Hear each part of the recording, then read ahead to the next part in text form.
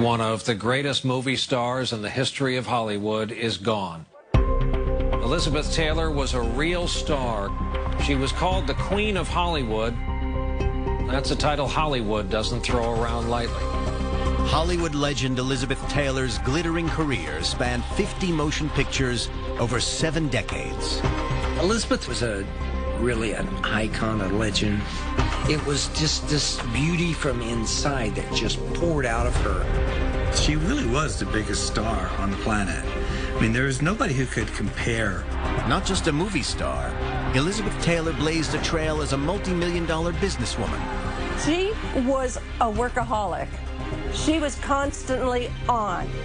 But as well as glittering highs, she also suffered shattering lows, with failed relationships, illness, and rumors of addictions hitting headlines. She was a very heavy drinker. Elizabeth was hospitalized more than 100 times in her life. But on March 23, 2011, Elizabeth Taylor finally lost her fight for life. She died of a cardiac arrest in Cedars-Sinai Medical Center in Los Angeles. Many conditions can lead to cardiac arrest, including heart disease, lung disease, alcohol and drug abuse, and high blood pressure. It appears that Elizabeth's life was blighted by injuries, illness, and addictions. So determining her precise cause of death won't be easy.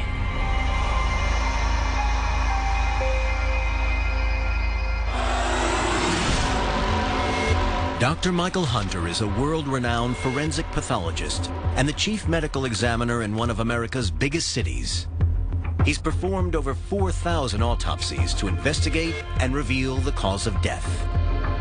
Elizabeth Taylor's cause of death is stated on the death certificate as cardiac arrest, but this doesn't tell the full story. With her long history of illness and addictions, I'm going to have to go back to the beginning and investigate every aspect of her life in forensic detail if I'm going to get to the bottom of what caused the death of this Hollywood icon. January 29th, 2011. Elizabeth Taylor's home, Bel Air, California. 78 days before her death, friends and family are gathering to celebrate her 79th birthday.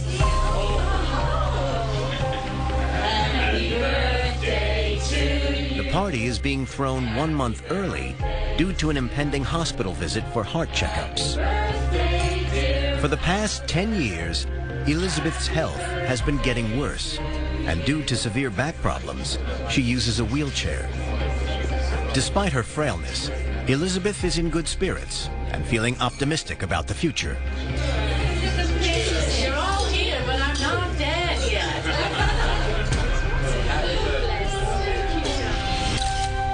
Elizabeth Taylor may have had to use a wheelchair, but in this last picture of her at her birthday party, she looks quite well for a 79-year-old. Her eyes look bright, and she seems in good spirits.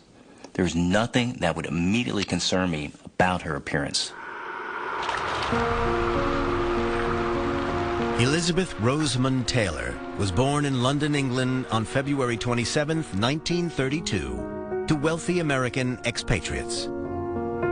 Elizabeth's mother, Sarah, was a former stage actress, and her father, Francis, was a successful art dealer. He was a very sophisticated man. He was a very handsome man. What he lacked was a forceful personality. He was never able to go up against his wife in any way. She won every argument, and she pretty much ruled that household. Elizabeth was her mother's pride and joy, who had great plans for her daughter's future. Well, Sarah Taylor is sort of your typical stage mother in the sense that she had a failed career as an actress. So when Elizabeth was born, Sarah took hold of Elizabeth and began to mold her into the image of what she wanted to be herself as an actress. In 1939, at the outset of World War II, the Taylor family moved back to America and settled in Los Angeles, where Elizabeth's mother pushed to get her daughter into Hollywood. The move paid off, and after securing a few minor movie parts, at the age of 12, Elizabeth's beauty and talent got her the starring role in National Velvet. She was now under the tight control of MGM Studios. They were searching around for a little girl, an English girl.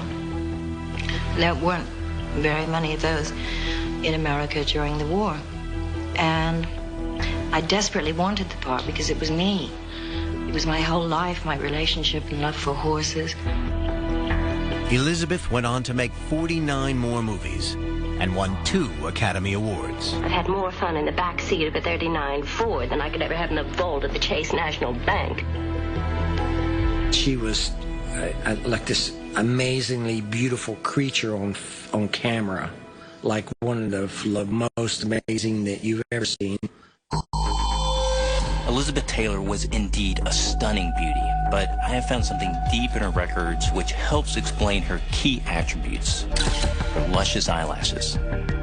Elizabeth was born with a rare condition called lymphedema distichiasis syndrome, or LDS, which gave her 2 extra rows of eyelashes. LDS is caused by a mutation of the FOXC2 gene. This results in extra eyelashes growing from the duct of the gland at the edge of the eyelids. It can affect either the upper or lower eyelids, but usually affects both, as it did in Elizabeth's case. This condition may have been an asset in terms of her beauty, but LDS can also affect other parts of the body. I need to look further into this condition to see what effect, if any, it had on her. February 7th, 2011, Bel Air, California, 44 days before her death. Elizabeth is enjoying a visit from her old friend, actress Debbie Reynolds. They fell out in the late 1950s when Debbie's first husband, singer Eddie Fisher, left her to marry Elizabeth. But the pair put the dispute behind them decades ago, and now Debbie often helps Elizabeth, who is in constant discomfort. It's not unusual for a woman in her 70s to use a wheelchair, but I've discovered Elizabeth used one throughout much of her life, and that was due to chronic pain. She told me once that the chronic pain was unbearable, that it had informed every aspect of her life and every decision that she made.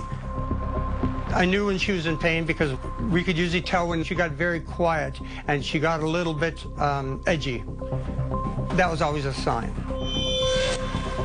My research has revealed that Elizabeth's pain was caused by another birth defect: scoliosis, curvature of the spine. Scoliosis causes the spine to curve to the left or to the right. It can affect the upper or lower back, and a double curvature can occur, giving the spine an S shape. This S shape is what Elizabeth had.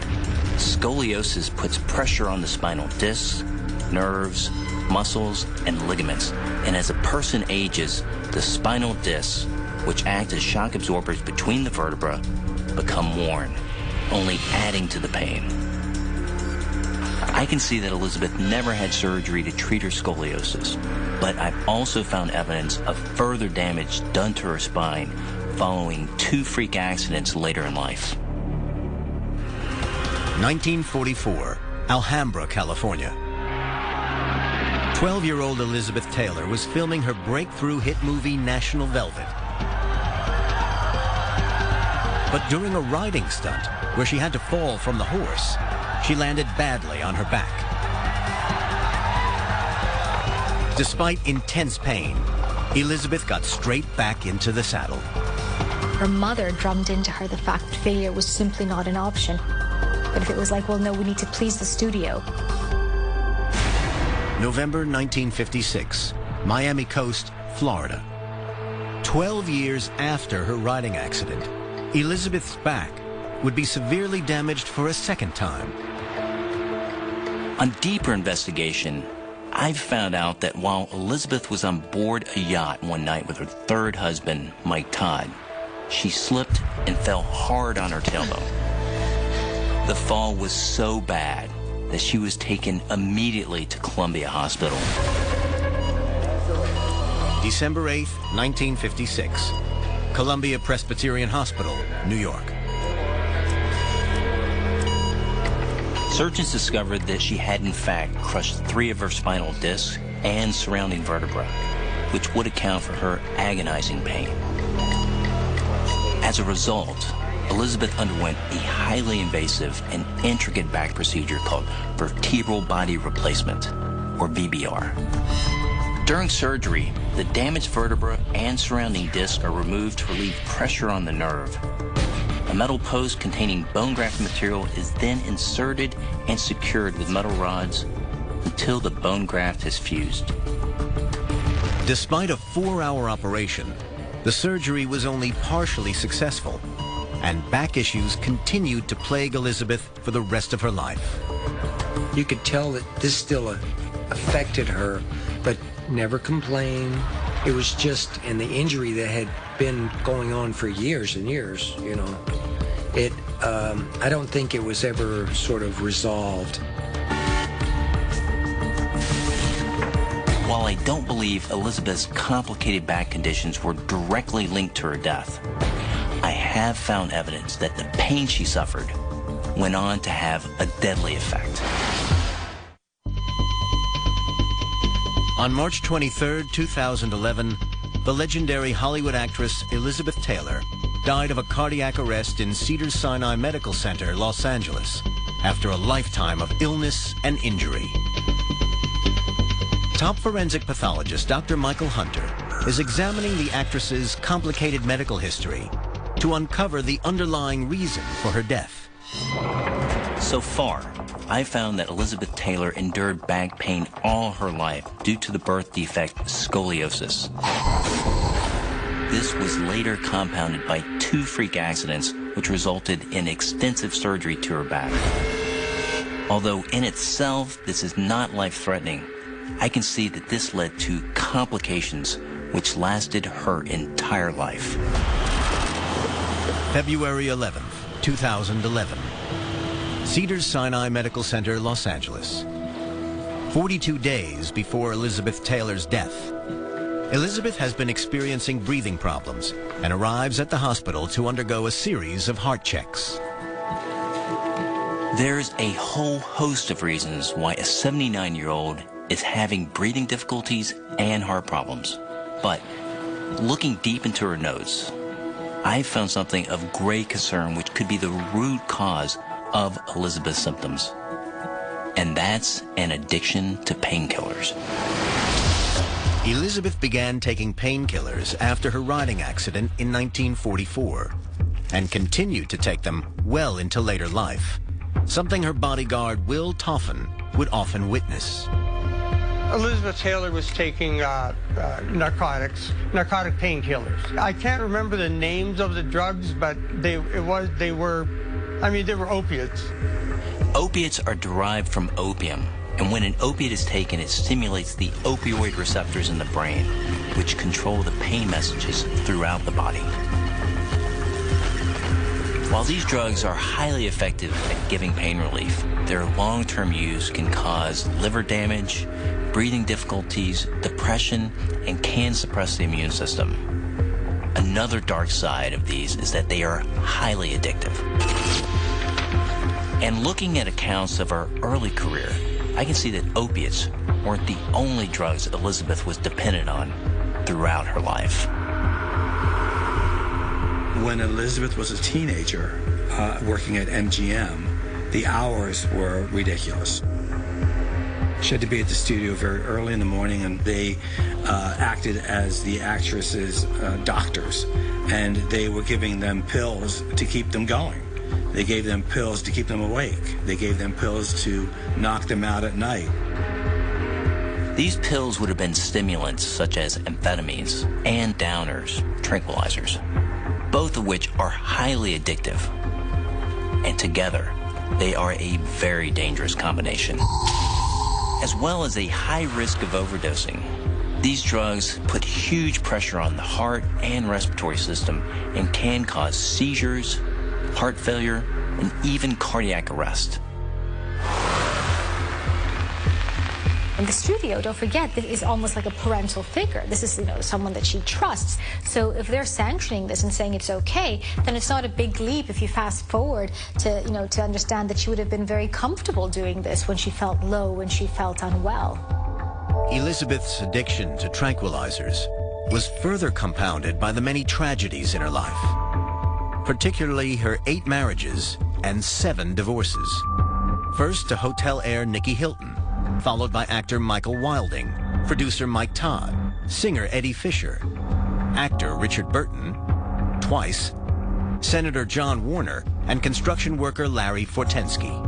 But it was her 3rd marriage to Mike Todd where Elizabeth thought she had found marital bliss. He was a lot of fun, and he brought to her life a sort of a sense of wonderment that she felt that she'd been missing. But after only a year of marriage, tragedy struck. March 22nd, 1958. Elizabeth Taylor's home, Bel Air, California. Elizabeth received the devastating news that her new husband had been killed in a plane crash. It really pushed her over the deep end. She was actually being prescribed a lot of medication to get through the grieving process over Mike Todd. At the time, Elizabeth was still under the iron fist of MGM, who had little compassion for a grieving young widow.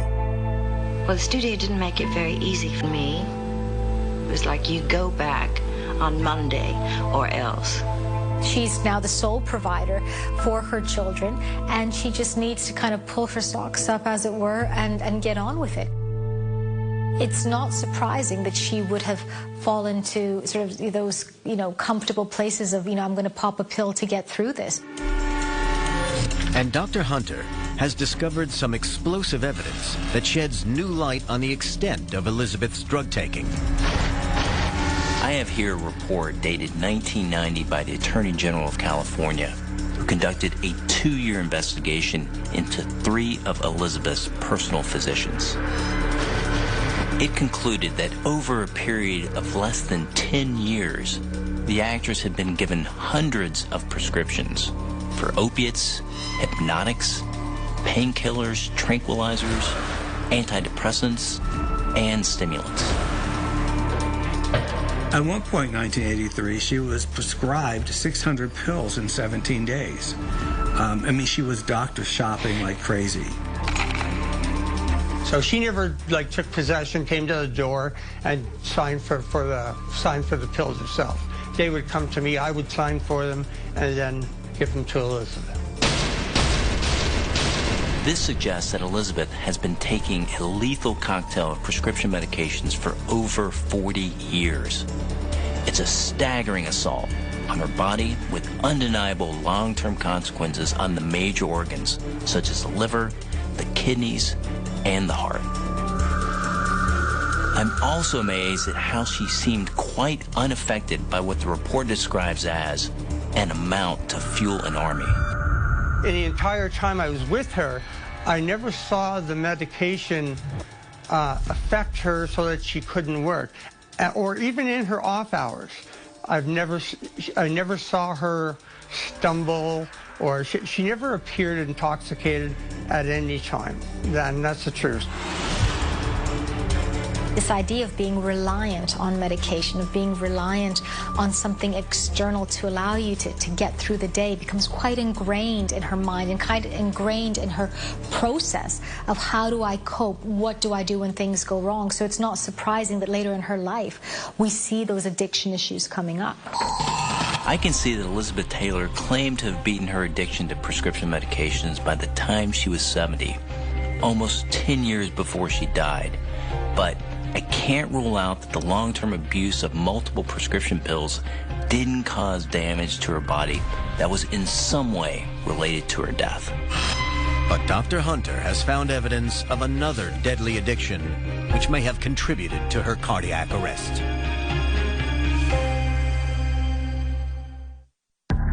Legendary film actress Elizabeth Taylor died of a cardiac arrest on March 23, 2011. After a lifetime battling illness, addictions, and injuries. World-renowned forensic pathologist Dr. Michael Hunter is investigating the case to finally determine what led to Elizabeth's fatal cardiac arrest. February 16, 2011, Cedars-Sinai Medical Center, Los Angeles. 35 days before Elizabeth Taylor's death. Elizabeth arrived at the hospital 5 days ago after suffering from breathing problems. The doctors are concerned about her heart and are closely monitoring her. Not much information was released about Elizabeth Taylor's condition in hospital, which led to frenzied speculation in the press about what was actually going on in that room. None of us reporting it at the time knew exactly what to think. Elizabeth has her children by her side, and despite her health issues, she appears in good spirits and is hoping she'll be able to go home soon. I can see that Elizabeth's cardiac issues were a developing problem. Her notes state that 5 years earlier, doctors had found a valve in her heart. The mitral valve wasn't functioning properly. The mitral valve is located between the two left chambers of the heart, and this ensures oxygenated blood flows from the lung to the heart in one direction. But if the valve becomes loose, blood leaks back into the lung and reduces the blood supply to the heart, leading to heart failure and possible death. October 7th, 2009, California. Elizabeth undergoes a groundbreaking procedure to repair her faulty valve.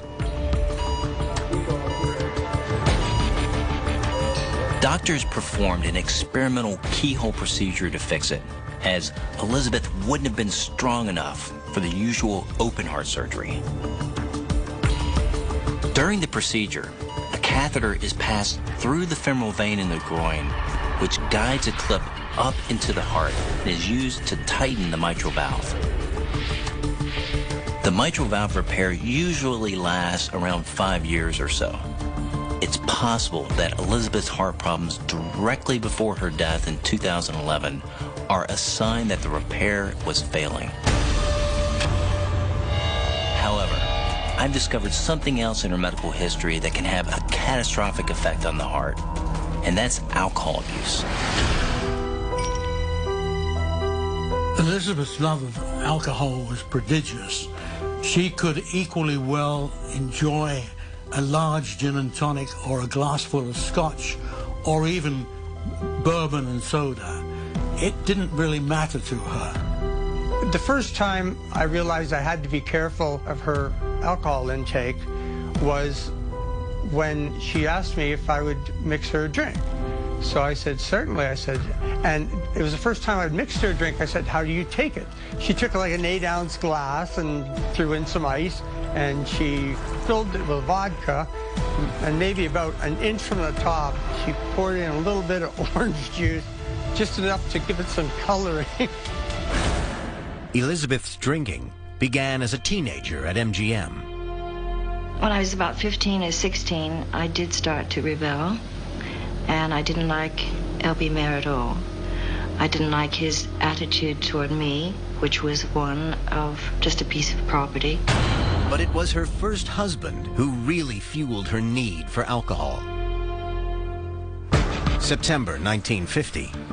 Elizabeth Taylor's home, Bel Air. Elizabeth had been married to renowned playboy and hotel heir Nicky Hilton for just 4 months.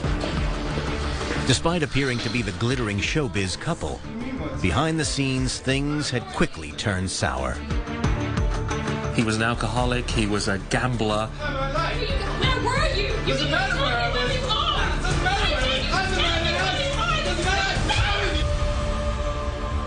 Elizabeth divorced Nicky Hilton just 9 months after tying the knot. But one thing she didn't escape from was alcohol. But her alcoholism went to another level with husband number 5. March 1962, Rome. Elizabeth Taylor and actor Richard Burton were on set filming the blockbuster Cleopatra. I will what? On your knees. You dare ask the proconsul of Rome? I asked it of Julius Caesar. I demand it of you. The first day on the set, he was hungover and very vulnerable, and his hands were shaking. He asked me to hold the coffee cup up to his lips, and I was gone. He was so sweet.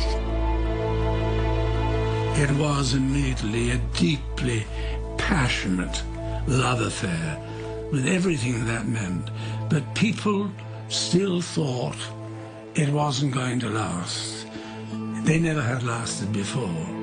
But he had never fallen in love with anybody like Elizabeth Taylor before. She divorced her then-husband Eddie Fisher in 1964 and married Richard Burton just 9 days later. But it was a marriage marred by alcohol abuse. His drink was compulsive. And he drank a very potent drink, port. And he drank it, sometimes he had to hold the mug, the cup in his hands. You couldn't stop him drinking. I mean, he would get violent if you did. And if Richard drank, she drank. But I never saw her drunk. I think that's one of the things, apparently, that Richard was furious about, that she could drink him under the table. I think we were two very volatile people.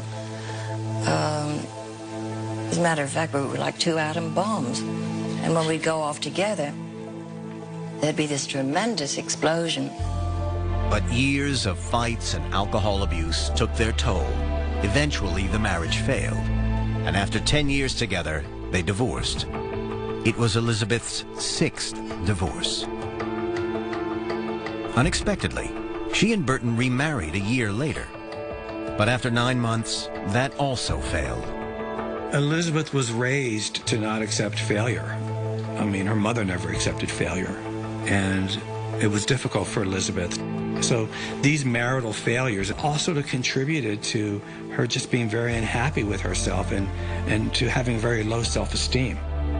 As a consequence, one has to wonder if those, feelings of failure that were never there in her professional life may have felt very real in her personal life. Alcoholism can have a devastating effect on the body. Not only does it damage the liver, but it also weakens the heart, which means blood isn't pumped efficiently. It also significantly raises blood pressure, increasing the risk of stroke and heart attack. By the 1980s, Elizabeth's drinking came to a head. December 2nd, 1983, St. John's Hospital, California. While Elizabeth is in the hospital for a few days to have treatment for a blockage in her bowel, her children, her brother, sister-in-law, and her childhood acting friend, Roddy McDowell, pay a surprise visit. Her family and friends held an intervention. They were very worried about her, and they needed to get her into treatment. They have lists of things that they have witnessed you do that have embarrassed them, humiliated them, whatever. And they preface what they're going to say with, I love you, Mom, but I have seen you do this, and the reason I'm telling this to you is because I want you to live. She was really scared, and she was also very angry that she wasn't going to go into treatment, that she needed time to think about it. Of course, she had a bottle of Jack Daniels in her hospital room at that time, and she took a look at that bottle and she realized, if I have a bottle of Jack in my hospital room, they're probably right. I was a mess. I was an alcoholic, and I had a problem with prescription pills. And in order to survive, in order to live, I had to change that. December 5th, 1983. The Betty Ford Center, Rancho Mirage, California. Hi, my name is Elizabeth Taylor, and I'm an alcoholic. I guess it was the first time really in my life I'd been totally left on my own. And they didn't quite know how to deal with me. I was the first celebrity to ever have gone. As a journalist, I actually gate crashed the Betty Ford Center when she was in the... Gone were all the glamorous gowns. She was wearing a sweatsuit, and I had a little chat. I said, well, how are you doing? What's it like here? And she saw the big violet eyes just rolled in her head. She said, looked at me, she said, would you like to be here? She said, I'd much rather be at home. Elizabeth Taylor relapsed 5 years later in 1988 and entered the Betty Ford Center once again. But this time, the therapy appeared to work and by her own accounts, reduced her alcohol intake dramatically. So it's unlikely that alcohol alone caused her death. A common presentation of alcoholism is liver disease, which results in jaundice or yellowing of the skin. But this last photo of Elizabeth doesn't show signs that she had this, so I'm going to discount alcohol. But Dr. Hunter has found evidence that Elizabeth Taylor was suffering from a chronic lung condition towards the end of her life that can be fatal. Expert pathologist Dr. Michael Hunter is probing the underlying causes of the cardiac arrest of Hollywood actress Elizabeth Taylor, who died in March 2011. So far, I found that Elizabeth's life has been plagued by addictions to prescription pain medication and alcohol. Although she managed to get these addictions under control before her death, I can't rule out long-term damage playing some role. I've also found evidence that she may have had a disease that can put a huge strain on the heart. February 27th, 2011, Cedars-Sinai Medical Center, Los Angeles, 24 days before Elizabeth Taylor's death. It's her 79th birthday, and Elizabeth is in the hospital for heart tests, as she's been experiencing respiratory problems. Friends and family have gathered to help her celebrate her birthday and join her in watching the Academy Awards. The Oscars were, of course, a huge part of Elizabeth Taylor's life, right up until near the end. She let out a big cheer when the King's Speech won. Elizabeth may appear unconcerned about her breathing issues, but Dr. Hunter has found something which could link them to her death.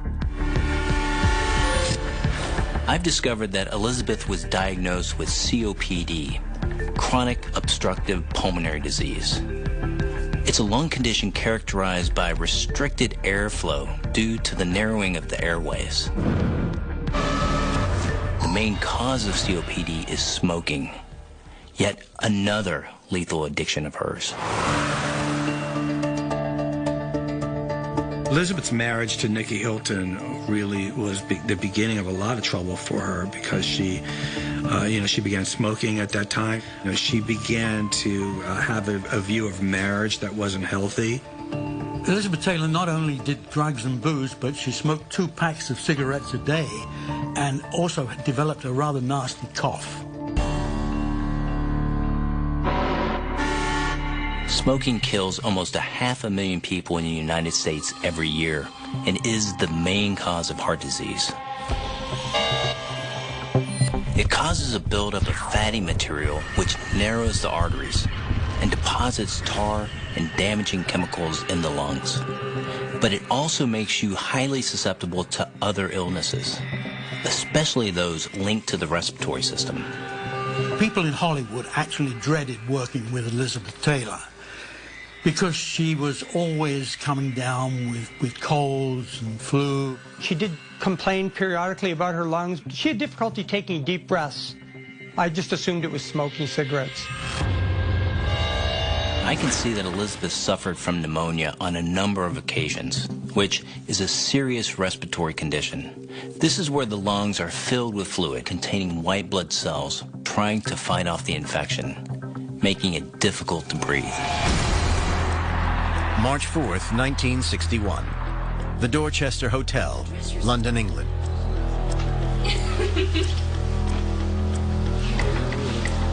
Elizabeth Taylor was in London with her 4th husband, singer and actor Eddie Fisher. She was in town to start filming on the movie epic Cleopatra. Elizabeth! Suddenly, Elizabeth collapsed. She had been suffering with breathing problems and flu symptoms. Her face turned blue, her fingernails turned black. It was a terribly scary situation. Tell me exactly what happened. Elizabeth was rushed to the hospital where surgeons battled to save her life. Elizabeth had gone into respiratory failure, and surgeons had to carry out an emergency tracheotomy where an incision is made into the windpipe so air can enter the lungs via a tube. She almost died at that point. I was reported dead. It was on the bulletin board. I even read my own obituaries. It was in all the papers that I had died. I've never had such good reviews. As huge crowds waited for news and while on the operating table, Elizabeth claimed to have had a near-death experience. I sort of floated into this tunnel, and there were other figures, and this welcoming sun, white sun, and Mike Todd was there. And I wanted to be with him more than anything in the world. And he said, "No, baby, you can't. It's not your time. You can't come over. You have to fight to go back." Elizabeth did win her fight for life, and she left the hospital fully recovered 3 weeks later. Elizabeth Taylor stopped smoking in 1990 after further bouts of life-threatening pneumonia. But after years of heavy smoking, the effects on her heart would have been long-lasting. So I can't rule it out completely as a factor in her death. March 9th, 2011, 14 days before Elizabeth's death. We've had the results back. Her condition is deteriorating, and she's told she needs emergency open-heart surgery. I can see that the heart valve Elizabeth had repaired 5 years earlier by keyhole surgery was failing. Elizabeth was living on borrowed time, and now open-heart surgery appeared to be her only option. But Elizabeth has had enough of operating theaters. For many people who've suffered with health issues, there comes a point where you think, I'm going to dictate my health. I'm not going to let it dictate my life anymore. So I think it's kind of that last stance, you know, of taking some control and saying, no, I'm going to go out my way.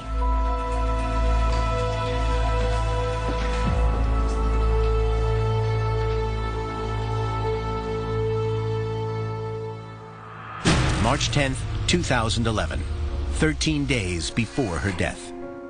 Elizabeth has now been transferred to the ICU and is on a ventilator to help her breathe.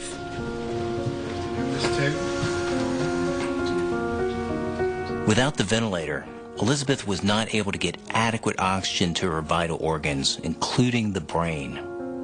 Her body was shutting down.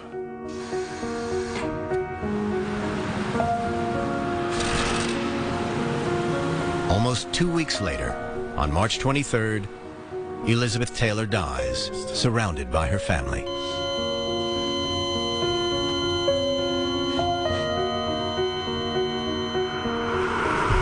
Somebody said not on the television. Her face was all over the television screen. When you hear that somebody of whom you were very fond has died, of course it makes you sad. The reaction around the world was a sort of outpouring of love and support. I was in my Los Angeles office when the news flash came that Elizabeth Taylor had died. And I must admit a real pang. It was a pang because a huge personality had gone from this planet. When Elizabeth was deceased, I had to say a little prayer for her, and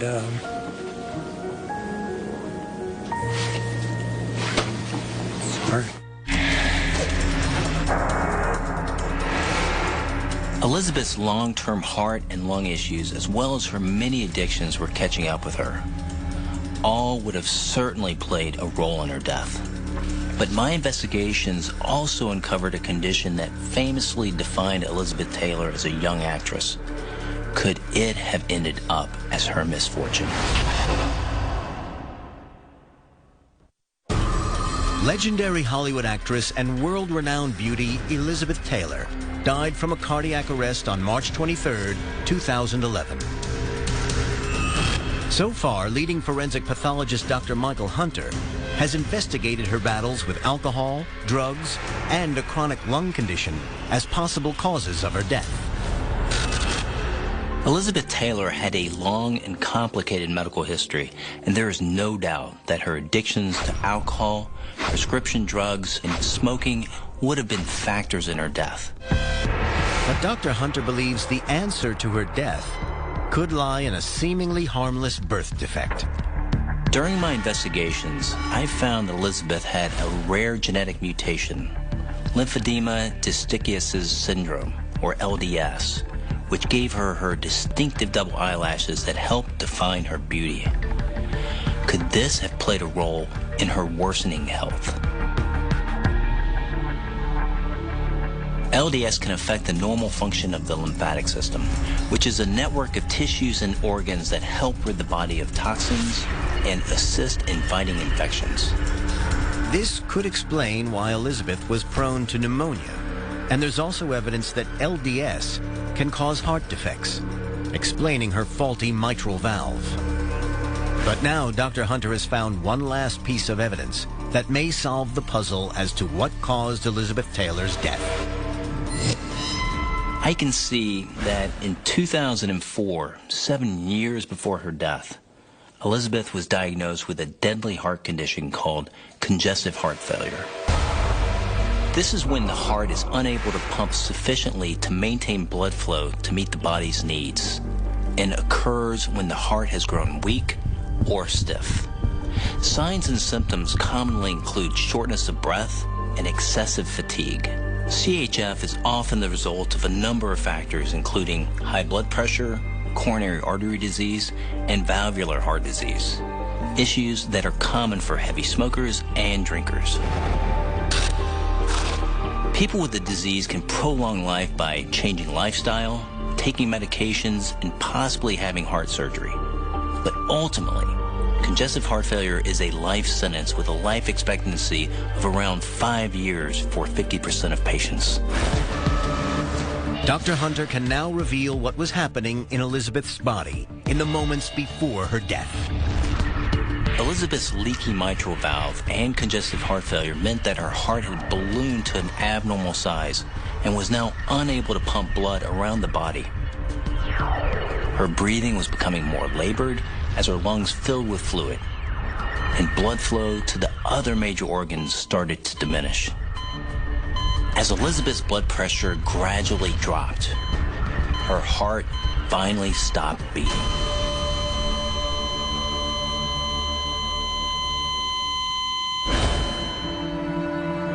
What's interesting is that in the end, it appears that Elizabeth Taylor, the fighter and survivor, decided not to fight anymore. Instead of choosing more surgery, which may have prolonged her life, she chose to take control over her death. The control that had evaded her for much of her life, from the loss of control throughout childhood by her mother and the studio, through to the loss of control of her body by her many addictions. So in some ways, she won the final battle. A funeral today, the day after her death, for Elizabeth Taylor, who died just yesterday at age 79. Her burial today was a private affair, family only, at Forest Lawn Cemetery, final resting place for so many Hollywood celebrities. This is a woman who lived her life for all it was worth. And by the time she died, I think she was very tired, but she definitely had an amazing life. Elizabeth Taylor was just a very nice, simple, hard-working actress who happened to be a star. She was glamorous. She was feisty. She was much married. She was daring. She was like the most amazing person and drop-dead gorgeous, and she was very funny, very animated. What is the secret to looking so good? Just living a very healthy, clean life. You still know how to bat those lashes so beautifully.